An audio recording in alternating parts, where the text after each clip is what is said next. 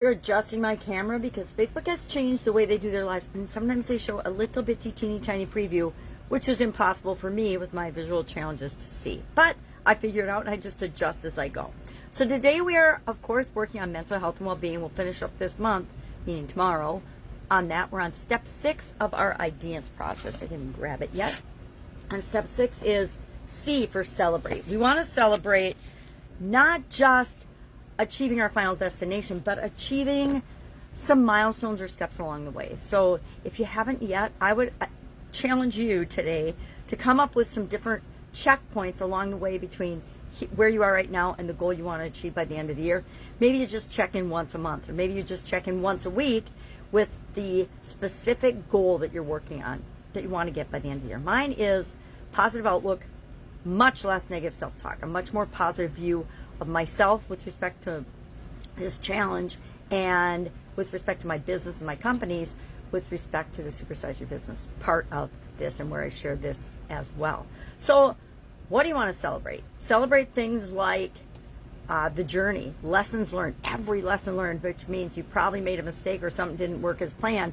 What lesson did you learn from that? Write those down and capture those, because you'll start to see patterns in your behavior in your life where, oh, I learned this lesson, or this was the lesson in this experience, and I thought I learned it, but here it is in this different situation, popping up in a different form, but the same lesson that I didn't actually learn when I thought I learned it. Excuse me.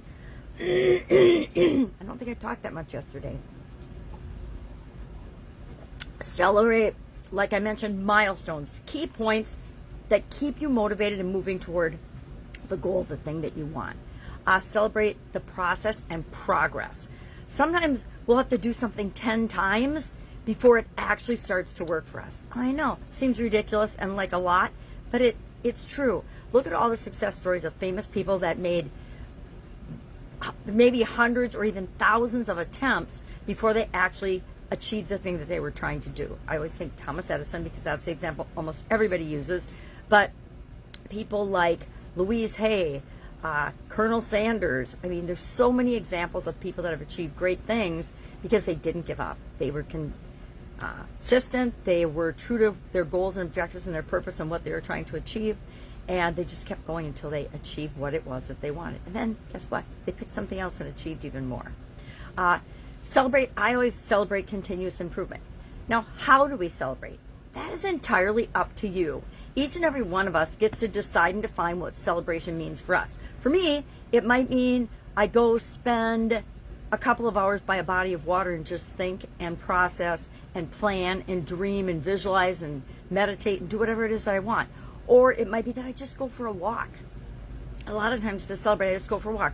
Or I'll have a cup of coffee from Caribou or something. It doesn't have to be big, giant celebrations. It's just a way of acknowledging via something that you like. Mine used to be bubble baths, but I don't have my giant bathtub anymore, so that one kind of fell off my list, and I've had to replace it with other things.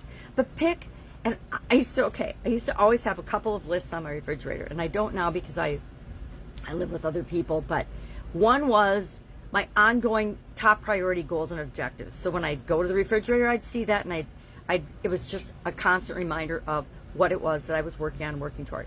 The other was a list of things to make me feel better, to do, to experience, whatever. On it there was like, eat a caramel. If I was stressed out or freaked out about something, I would eat a caramel, or I'd have a bubble bath, or I have a whole list of those in my refrigerator. And it's an incredibly positive way. Both those lists, the goals, what I'm going for, my vision of what I want, and the, hey, here's what to do when things aren't perfect, right? And things are never perfect. Hate to be the bearer of bad news, but there is no such thing as perfect. It's what's right for you or not right for you. All right, so what are we doing today? Today we are figuring out how we are going to celebrate and what we're going to celebrate as we are on this journey of achieving our mental health goal and objective. Any help with this that you need, please ask. That's what I'm here for. Otherwise, go out, make an amazing day, and I will, of course, be with you tomorrow.